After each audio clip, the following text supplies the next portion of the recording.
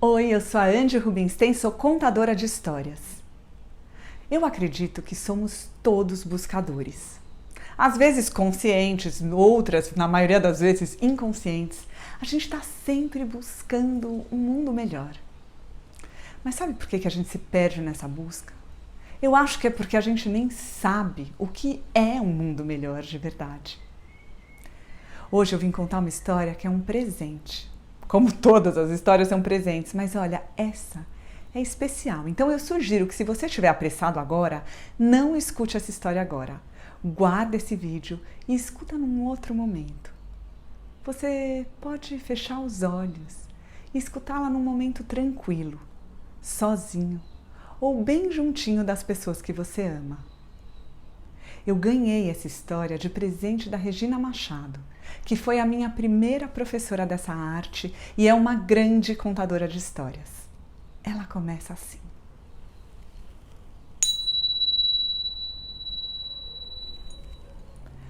Quando aconteceu isso que eu vou lhes contar, Makam era um jovem de bom coração, de espírito sonhador, de beleza simples.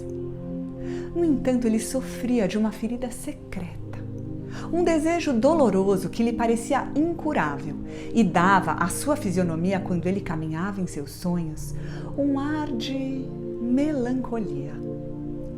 Ele queria muito saber. Saber o quê? Ele nem sabia dizer. Seu desejo era como uma sede sem nome, uma sede que não era de boca, mas de coração. Parecia para ele que seu peito estava sempre oco, seco. Por vezes ele caía num desespero inexprimível. Ele frequentava assiduamente a mesquita, mas em suas rezas não estava o saber que ele desejava. E mesmo assim, ele as dizia todas as noites.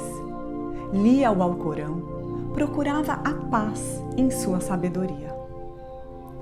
Mas o fato dele não encontrá-la muitas vezes o desanimava.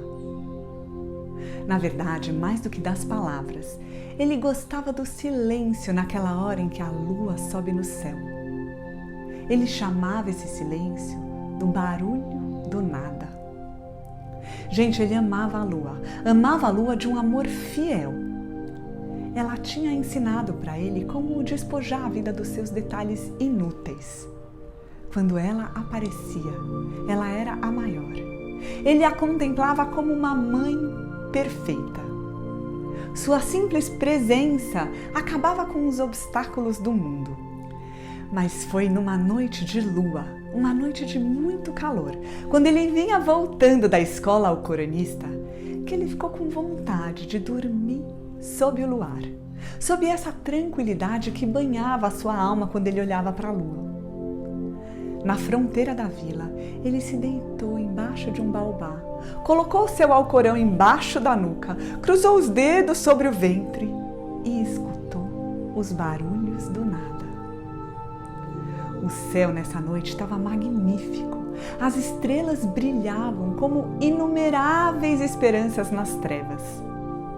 O coração de Makam foi tomado por uma tal doçura que sua garganta se fechou. Saber a verdade do mundo. Saber, essa palavra parecia para ele mais torturante e bela do que nunca. Foi nesse momento que aconteceu.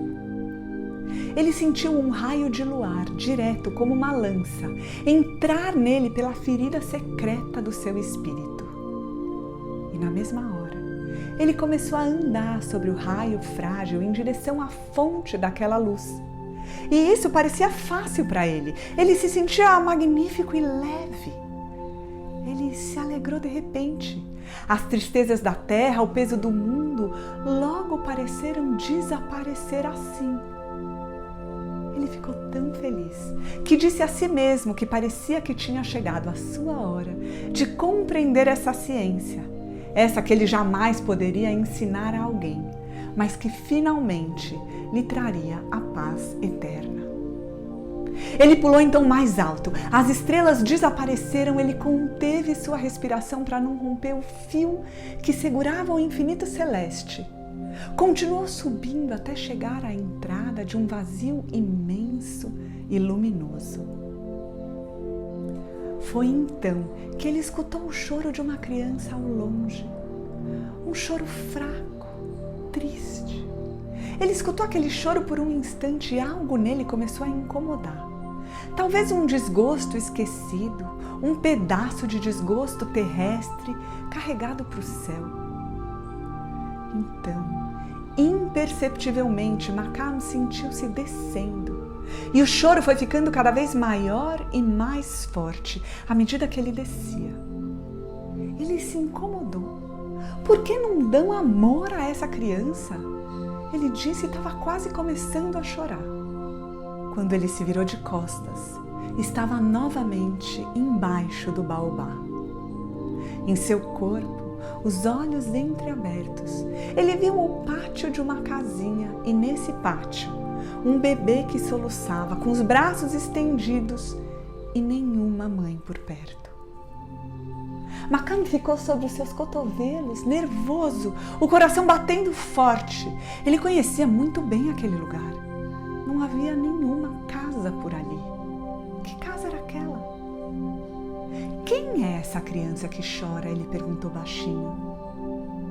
É você mesmo, respondeu uma voz delicada acima da sua cabeça. Ele levantou a cabeça e viu um pássaro preto, pousado sobre um galho baixo do baobá. Se sou eu, por que eu chorei? Ele perguntou. Porque o simples poder do seu espírito não podia ser suficiente para alcançar o verdadeiro conhecimento, respondeu o pássaro. Também seriam necessários o seu coração, a sua carne, seus sofrimentos e suas alegrias. A vida é tudo isso, Makam. A criança que vive em você o salvou. Se ela não tivesse lhe chamado, você teria entrado na eternidade sem esperança, que é a pior morte, aquela onde nada germina. Queime-se em todos os fogos, tanto nos do sol quanto nos da dor e do amor. É assim que se entra no verdadeiro saber. O pássaro voou. Makam levantou-se e foi andando lentamente pelas ruazinhas da vila. Aqui e ali uma ou outra luzinha. Perto do poço, o asno cinza que dormia.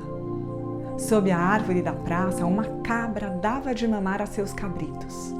Ao longe, um cachorro latia para a lua.